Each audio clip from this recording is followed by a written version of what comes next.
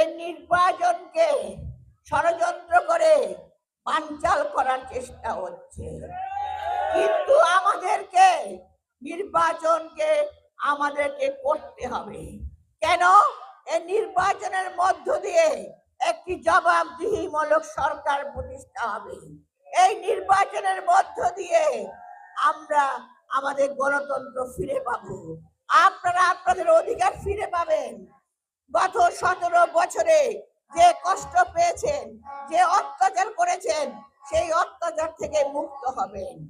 তাই ভাই ও বোনেরা, আপনারা জানেন শুধুমাত্র দেশি বিদেশি চক্রান্ত, দেশের মধ্যে দুই একটি রাজনৈতিক দল এবং বিদেশের বহিঃসূত্র আজকে চেষ্টা করছে তারেক রহমানের এই বিজয় যেন সামনে আসতে না পারে। তারা স্বাধীনতা চায় না। আপনারা ঐক্যবদ্ধ থাকবেন। কোনো কিছু আমাদের নির্বাচনকে বানচাল করতে পারবে না। বাংলাদেশের মানুষ দেশ স্বাধীন করেছে, বাংলাদেশের মানুষ গণতন্ত্র এনেছে।